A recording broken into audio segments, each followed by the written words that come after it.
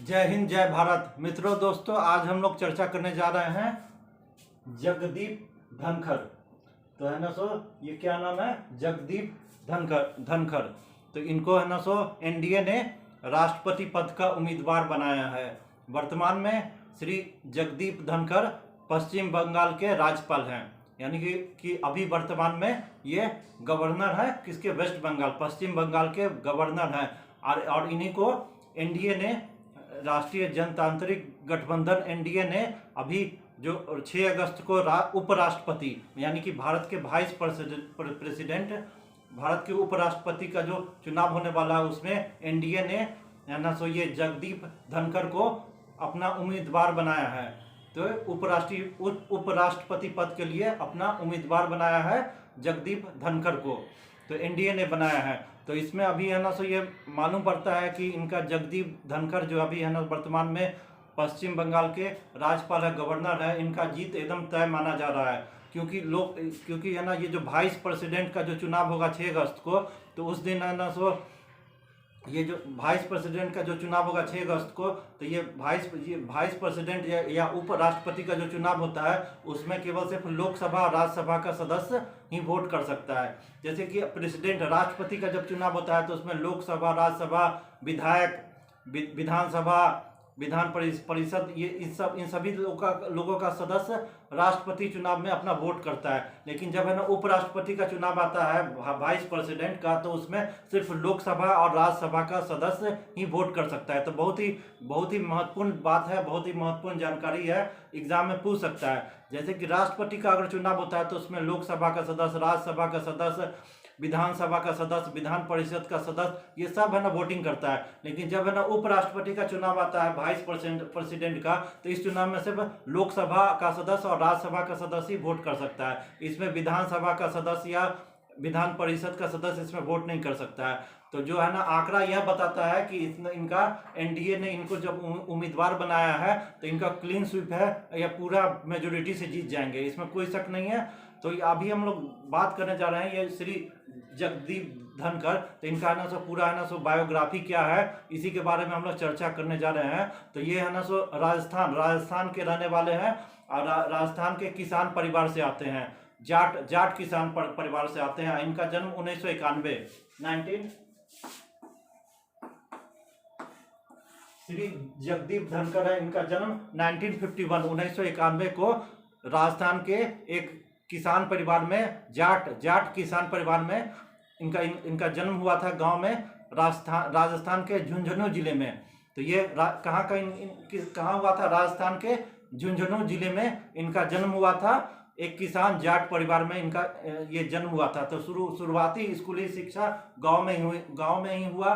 फिर उसके बाद 5वीं के बाद ये है ना सैनिक स्कूल में चले गए। फिर उसके बाद आगे की इन्होंने पढ़ाई की। तो श्री जगदीप धनखड़ ये पेशे से है ना ये है ना वकालत की पढ़ाई की, लॉ की पढ़ाई की राजस्थान यूनिवर्सिटी से, यानी कि जयपुर यूनिवर्सिटी से इन्होंने लॉ की पढ़ाई की है, कानून की पढ़ाई की है। और यह है ना पेशे से वकील रहे हैं, यानी कि हाई कोर्ट के बहुत ही मशहूर वकील रहे। फिर बाद में सुप्रीम कोर्ट में भी चले गए।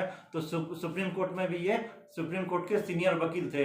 तो इनका मुख्य पेशा क्या था? ये है ना पेशे से वकील है। शुरू में जयपुर राजस्थान में हाई कोर्ट के वकील थे, बाद में सीनियर वकील बन गए। तो सुप्रीम कोर्ट में भी जाके ये है ना, दिल्ली में सुप्रीम कोर्ट है, तो वहाँ भी ये बहुत ही वरिष्ठम वकील रहे हुए हैं। ये सुप्रीम कोर्ट के बहुत ही वरिष्ठम वकील रहे हुए हैं। और है ना इनका ना फिर राजनीति में भी शुरू में रुझान आया। और 1989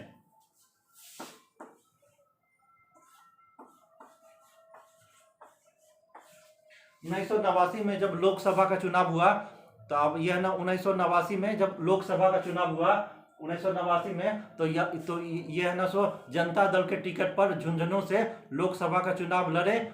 किस पार्टी से लड़े? जनता दल के टिकट पर 1989 में लोकसभा का चुनाव लड़े जनता दल के टिकट पर, और चुनाव में जीत भी गए।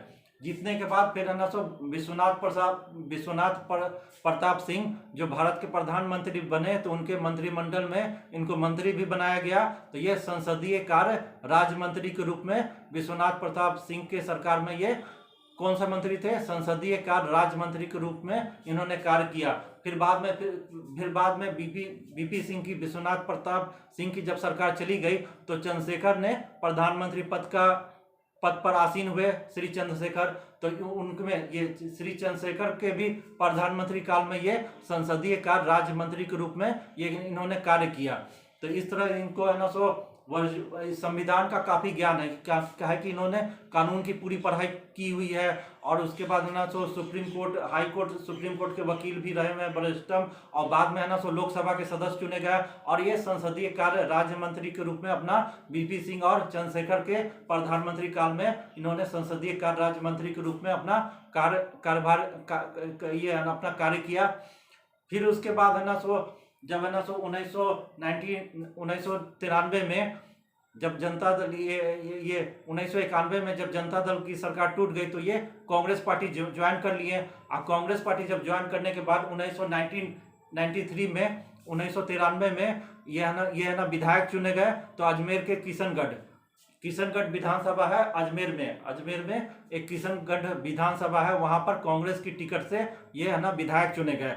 तो पहले है ना जनता दल के टिकट से है ना सो लोकसभा का चुनाव जीते। फिर बाद में 1993 में कांग्रेस के टिकट पर विधायक बने किशनगढ़ से, अजमेर के किशनगढ़ से ये विधायक चुने गए कांग्रेस पार्टी के टिकट पर। फिर है ना सो 2003 में आगे चल के 2003 में इन्होंने कांग्रेस छोड़ के भारतीय जनता पार्टी ज्वाइन कर ली।